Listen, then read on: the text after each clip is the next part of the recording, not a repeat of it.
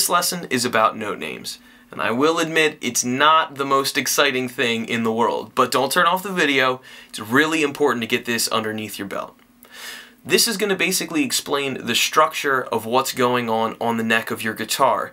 Because the dots on the neck do not line up with white and black keys like on a piano, the guitar neck can be a little confusing, and when you take that and spread it across 6 strings, it's one of those reasons why guitar players are traditionally some of the worst readers of sheet music. It's a really complicated instrument to kind of understand the Rubik's Cube of what's going on. So spend the next couple minutes to watch through the video and understand a nice sort of systematic way that you can start practicing it right now to help make things easier later on down the road.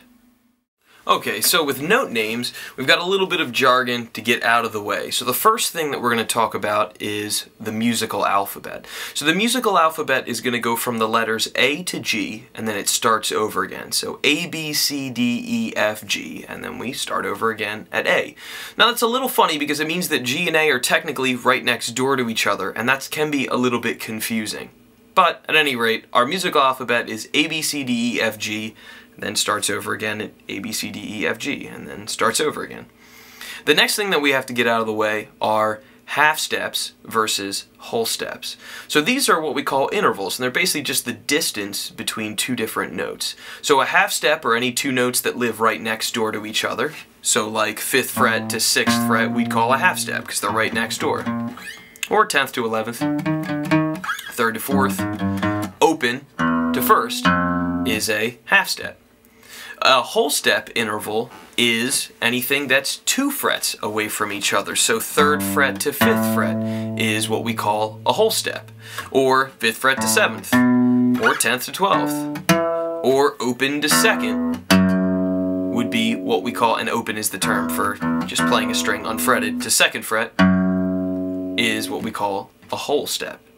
So in our musical alphabet, there's less half steps than there are whole steps, so I feel like it's kind of easier just to remember where those pop up and then just kind of work your way through it from there. So where they're going to pop up is from the letter E to F and the letter B to C. So in other words, the notes E to F and B to C live right next door to each other or 1 fret away. So on our 6th string, we're starting off on one of these half steps right away. E to then 1st fret is going to be where F is at. So we got E, then a half step to F. Next letter is G, and that's a whole step or 2 frets. After G is A, and that's another whole step or 2 frets. After A is B, and that's a whole step or 2 frets. After B is C, and we're at one of those half steps, so you're just going to move 1 fret to get to a C note. After C, we move a whole step to D, and then after D, we move a whole step to E. So that was E, half step to F, G, A, B, half step to C, D, E. And remember, in our very first video we talked about why 12 gets 2 dots, and why it's special is because it's our imaginary boundary between the first section of the neck and then where it repeats or starts over again. So the first part is just to go through the 6th string like I just did. E, F, G, A, B, C, D, and then E.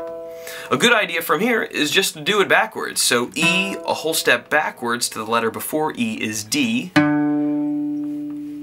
to C, half step to B, whole step to A, whole step to G, whole step to F, and then a half step to open E. So that's your 6th string. Your 5th string starts on the note A. So right away we've got a whole step this time instead of a half step. So instead of grabbing 1st fret, we want to grab 2nd fret. So that's B, which means we're at a half step to C, whole step to D, whole step to E, half step to F, whole step to G, and a whole step to A. And then go backwards. A, G, F, half step to E, D, C, B, which is a half step, and then A, which is a whole step away. So remember, there's a couple things you've got to memorize here, which is the 6th string is an E, and then the 5th string is an A to start, and that our half steps pop up specifically when we go from the note E to F and then the note B to C. And you want to get used to working your way up and actually thinking your way through it, as opposed to writing down to what I just said and just like reading it off the page. That way, when we start to build scales, or you start to, reach the next level, you're already kind of preparing yourself to deal with those sort of things. So, the next step beyond that would be just to start to add in the other strings. So, like the 4th string is going to be a D note to start. Your 3rd string is a G. Your 2nd is a B, and then the 1st is another E note. So if I did like the D string, it'd be D, whole step or 2 frets to E, half step to F, whole step to G, whole step to A, whole step to B, half step to C, whole step to D, and then backwards. D, C, B, A, G, F, E, D. And then the G string. G, A, B, C, D, E, F, G. G, F, E, D, C, B, A, and G. So, what I would really recommend is just focus on the 6th and 5th strings, the E and the A. That's where we're going to be building our power chords and bar chords off of. It's also where we're going to be building our pentatonic, major and minor, and then other scales later on down the road from as our sort of starting point. Remember, we did A minor pentatonic was the first scale that we learned.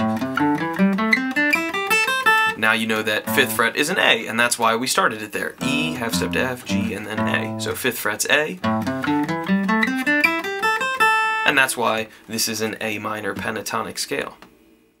Cool, so I hope you enjoyed the lesson. Feel free to hit subscribe and hit like if you liked it, and also stop by the rest of our page. Maybe check out some of our band's original music, as well as other lesson videos that we have up. Bye.